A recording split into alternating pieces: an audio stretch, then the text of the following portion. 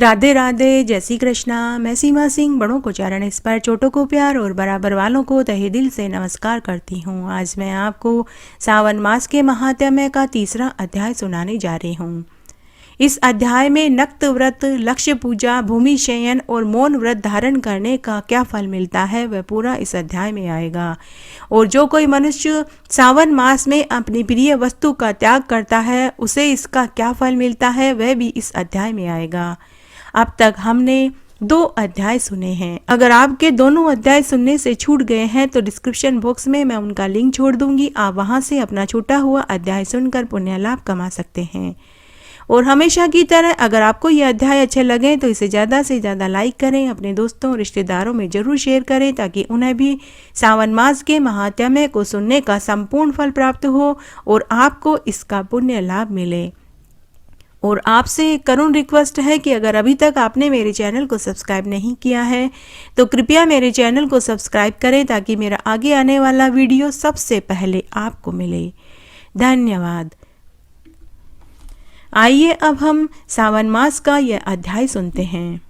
सावन मास में ओम नमः शिवाय मंत्र का जाप करने से घृणा, तृष्णा, लोभ, मोह, माया, ईर्ष्या, मद से रहित होकर प्रेम और आनंद की प्राप्ति करता है। शिव पुराण में कहा गया है कि अगर मनुष्य सावन मास में ओम नमः शिवाय मंत्र का जाप कर लेता है तो उस मनुष्य के सभी दुख, क्लेश, संकट दूर हो जाते हैं। ओम नमः शिवाय मंत्र का जाप करने मात्र से ही मनुष्य की सभी मनोकामनाएं, सभी इच्छाएं भगवान महादेव पूरी कर देते हैं। श्री शिवाय नमस्तुभ्यम मंत्र का जाप 7 या 21 बार करने से, मात्र जाप करने से ही उस मनुष्य को सभी सिद्धियां महादेव जी सुलभ करा देते हैं। सावन मास में ओम नमः शिवाय मंत्र का जाप करने से मनुष्य का आध्यात्मिक और मानसिक विकास होता है। ओम नमः शिवाय 5 अक्षरों से बना हुआ पंचाक्षरी मंत्र है। नमः शिवाय अर्थात जल, वायु, आकाश, अग्नि, पृथ्वी ये 5 तत्व ओम नमः शिवाय में निहित होते हैं। ओम नमः शिवाय भगवान शिव का मूल मंत्र है। यही पंचाक्षरी मंत्र है।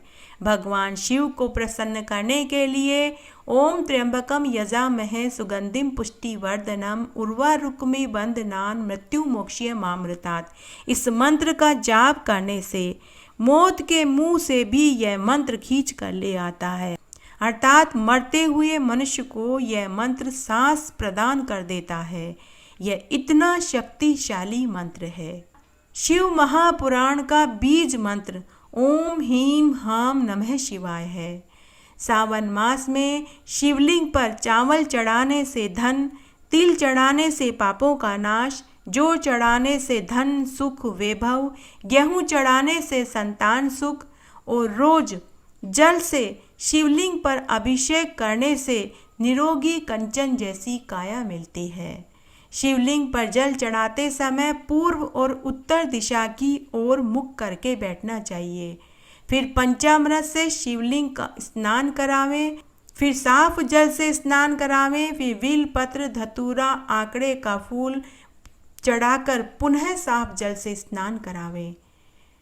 भगवान महादेव का शक्तिशाली मंत्र है ओम तत्पुरुषाय विद्महे महादेवाय धीमहि तन्नो रुद्र प्रचोदयात्। यह शिव गायत्री मंत्र बड़ा ही शक्तिशाली मंत्र है। अगर मनुष्य सावन मास में इस मंत्र का जाप कर लेता है तो उसके सारे विघ्न दूर हो जाते हैं। यह मंत्र जाप करने मात्र से ही भगवान महादेव उसकी सभी मनोकामनाएं पूरी कर देते हैं। यह एक मंत्र ऐसा है जो भगवान शिव के सभी अवतारों की पूजा करते समय बोला जाता है। सावन मास के सोमवार को कौन सा मंत्र बोलना चाहिए ताकि सभी इच्छाएं महादेव जी पूरी कर दें, तो वह मंत्र है ओम तत्पुरुषाय विद्महे महादेवाय धीमहि तन्नो रुद्र प्रचोदयात्। यह सावन मास के सोमवार में बोला जाने वाला शक्तिशाली मंत्र है। इसके अलावा पूरे सावन मास में शिवलिंग पर जल चढ़ाते समय कौन सा मंत्र बोलना चाहिए? तो वह मंत्र है श्री भगवते सांब शिवाय नमः पवित्र जल समर्पयामि। यह मंत्र सावन मास में शिवलिंग पर जल चढ़ाते समय जरूर बोलें। महादेव जी को केतकी और केवड़े के फूल बहुत प्रिय हैं। अगर पूरे सावन मास में केतकी और केवड़े के फूल चढ़ाना समर्थ न हो सके तो कम से कम सावन मास में सोमवार के दिन महादेव जी को केतकी और केवड़े के फूल जरूर चढ़ावें। इससे उस मनुष्य की सभी मनोकामनाएं महादेव जी पूरी कर देते हैं। लेकिन कनेर और कमल का फूल कभी भी न चढ़ावें। शिवलिंग पर सावन मास में शनिवार के दिन सरसों के तेल से अभिषेक करने से ग्रह बाधाएं दूर हो जाती है। सरसों के तेल की पतली धार बनाकर सावन मास के शनिवार के दिन शिवलिंग का अभिषेक जरूर करना चाहिए। शिवलिंग पर जल चढ़ाते समय कभी भी तेज धारा से जल से शिवलिंग को स्नान न करावें, बल्कि पात्र से जल धारा की पतली धार बनाकर शिवलिंग को स्नान कराना चाहिए। इससे महादेव जी जल्दी प्रसन्न होते हैं। सावन मास में शिवलिंग पर काले तिल और काले उड़द चढ़ाने से शत्रुओं का नाश हो जाता है। इस अध्याय में मैं आज आपको एक सच्ची कहानी सुनाने जा रही हूँ। एक बार महादेव जी ब्रह्मांड का भ्रमण करते करते एक गहन वन में पहुँच गए। उस वन में ऋषि मुनियों का एक आश्रम था, जहाँ वे अपने परिवार वालों के साथ रहते थे। महादेव जी उस वन में अपने शरीर पर भस्मी लगाकर निवस्त्र घूम रहे थे। महादेव जी तो ठहरे योगी, उन्हें इस बात का तनिक भी आभास नहीं था कि वे निर्वस्त्र होकर घूम रहे हैं। जब ऋषि मुनियों की पत्नियों ने महादेव जी को निवस्त्र देखा तो वे उनकी ओर आकर्षित होने लगी और आपस में महादेव जी की प्रशंसा करने लगी। जब ऋषि मुनियों को इस बात का पता चला कि उनकी पत्नियां एक अज्ञात व्यक्ति की ओर आकर्षित हो रही हैं तो उन्हें बहुत क्रोध आया। तब ऋषियों को यह मालूम नहीं था कि यह अज्ञात पुरुष महादेव जी हैं। तब अज्ञात व्यक्ति को सबक सिखाने के लिए उन्होंने आश्रम के आसपास कई गड्ढे खोद दिए ताकि वे उसमें गिर जाएं और मर जाएं। तब एक दिन उस गड्ढे में एक बाघ गिर गया। थोड़ी देर के बाद महादेव जी जानबूझकर उस गड्ढे में चले गए। तब सभी ऋषि मुनियों ने गड्ढे में झांक कर देखा तो उन्हें महान आश्चर्य हुआ, यह देखकर कि वह अज्ञात व्यक्ति अपनी भुजाओं से बाघ को मारकर उसकी खाल उतार कर पहन रहा है। तब सभी ऋषि समझ गए कि यह व्यक्ति कोई साधारण पुरुष नहीं। उन ऋषि मुनियों में से एक महान तेजस्वी ऋषि थे। उन्होंने अपने तपोबल से पता लगा लिया कि ये तो महादेव जी हैं। तब सभी ऋषि मुनियों ने महादेव जी के चरण पकड़कर अपनी गलती की माफी मांगी। तब से महादेव जी बाघ की खाल के वस्त्र पहनने लग गए। सनत कुमार बोले कि हे महादेव जी, हे भगवान, आप हमें व्रत के विषय में विस्तार से बताइए। तब महादेव जी सनत कुमार से बोले कि हे योगीश, श्रावण मास में जो एक समय भोजन करता है उन्हें पूरे 12 मास नक्त व्रत करने का फल प्राप्त होता है। सूर्यास्त के पूर्व 3 घड़ी संध्या कहलाती है। सूर्यास्त के समय भोजन, मैथुन, निद्रा, स्वाध्याय ये चारों कार्य वर्जित हैं। सूर्यास्त में इन 4 कामों को नहीं करना चाहिए। गृहस्थियों तथा सन्यासियों के लिए नक्त भोजन के समय का जो विधान है वह तुम मुझसे सुनो। सन्यासियों के लिए जब सूर्य मंद पड़ जाए और अपनी ही छाया दोगुनी हो जाए उस समय भोजन करना चाहिए। सन्यासियों के लिए रात्रि में भोजन करना निषिद्ध बताया गया है। दिन के 8वें भाग को ही उपयुक्त माना गया है।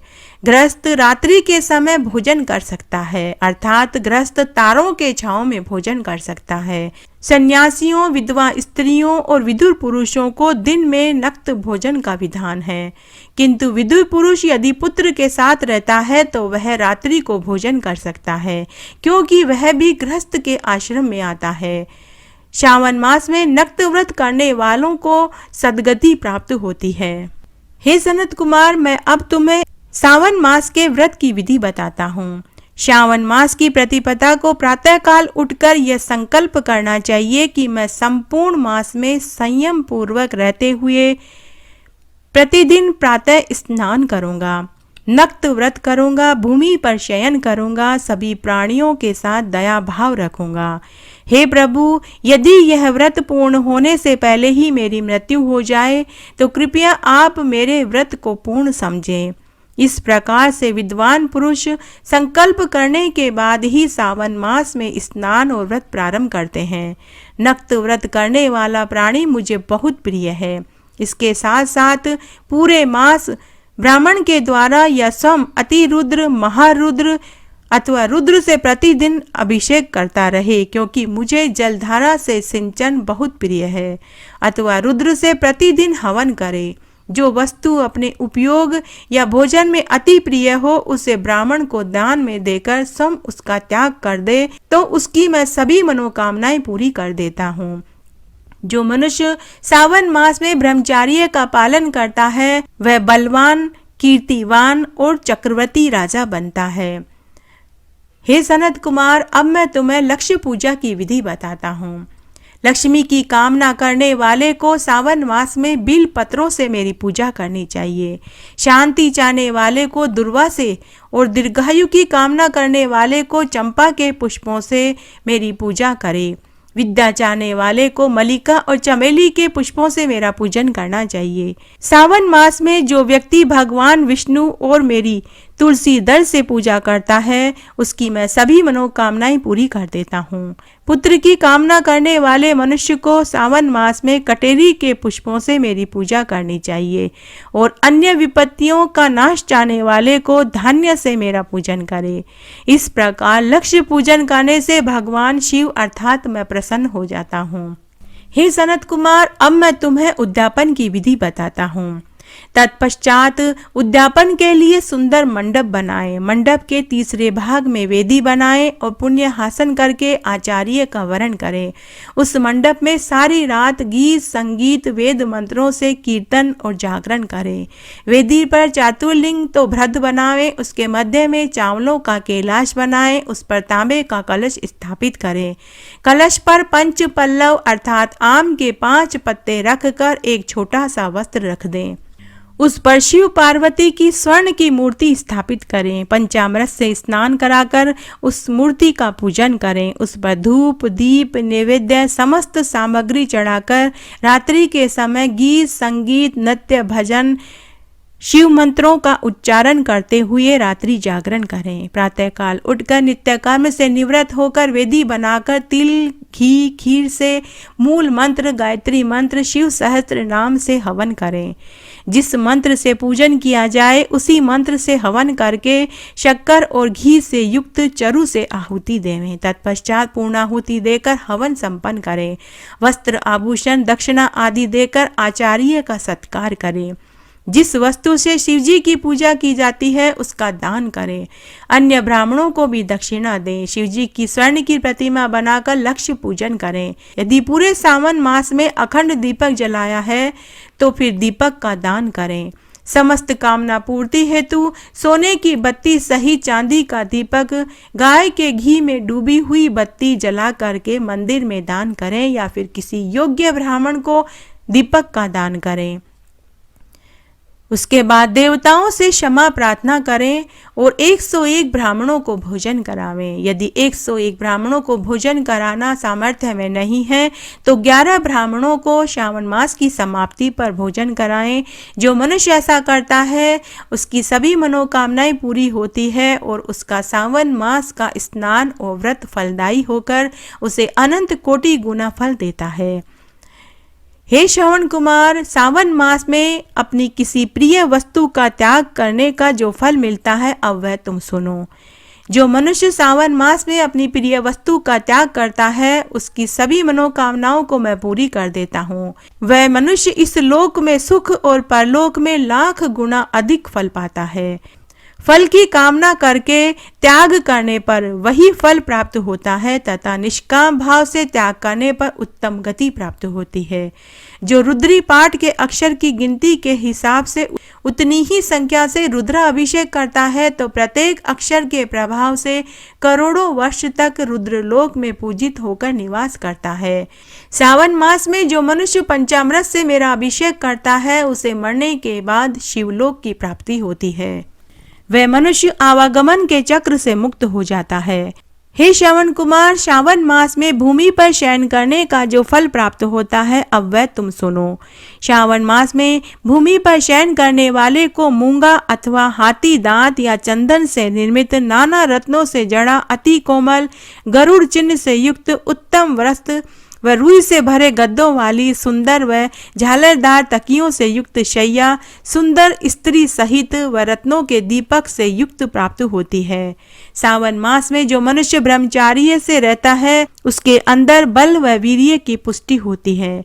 इस मास में शुभ कर्म करने के उपरांत उसे ब्रह्म की प्राप्ति होती है। निष्काम को मुक्ति और सकाम पुरुष को देवांगना प्राप्त होती है। जो मनुष्य सावन मास में मौन व्रत धारण करता है उससे अधिक पुण्य फल और कोई हो ही नहीं सकता, भले ही उसने नियम पूर्वक कितने ही समय मौन व्रत किया हो।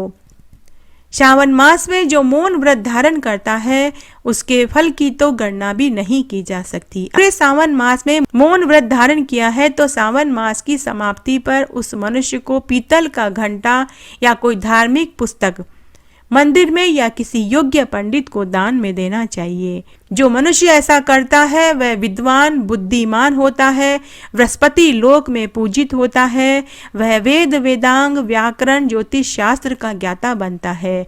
उस व्यक्ति के साथ कभी किसी का कोई कलह नहीं होता, उसके संबंध सबसे मधुर होते हैं। यह मौन व्रत सभी व्रतों में सर्वश्रेष्ठ व्रत है। जो व्यक्ति मौन व्रत धारण करता है वह निरोगी कंचन जैसी काया प्राप्त करता है। एक बार भोले बाबा ने नंदी को यह आशीर्वाद दिया था कि मेरी पूजा से पहले जो कोई भी नंदी की पूजा करेगा मैं उसकी सभी मनोकामनाओं को पूरी कर दूंगा। इसलिए शिवालयों में भगवान महादेव से पहले नंदी की पूजा करने का विधान है। यही नहीं, यह भी मान्यता है कि यदि महादेव जी से कोई भी अपनी मनोकामना पूरी करवानी हो तो नंदी के कान में पूरी सच्ची श्रद्धा भाव से अपनी मन की मुराद बोल देनी चाहिए, क्योंकि नंदी खुद भोले बाबा तक उस अर्जी को पहुंचा देते हैं और उस व्यक्ति की मनोकामना भगवान महादेव जरूर पूरी करते हैं जिसकी अर्जी स्वयं नंदी लगाते हैं। इसलिए अगर आपको सावन मास में अपनी मनोकामना पूरी करनी है तो महादेव जी की पूजा के साथ नंदी की पूजा अवश्य करें। नंदी के कान में अपनी मनोकामना को जरूर बोलें, आपकी मनोकामना जरूर पूरी होगी। इस तरह आज मैंने आपको सावन मास के महात्म्य का तीसरा अध्याय सुनाया। मेरे साथ बने रहने के लिए आपका धन्यवाद। आगे की कथा कहानी के लिए भी आप इसी तरह मेरे साथ बने रहें। धन्यवाद।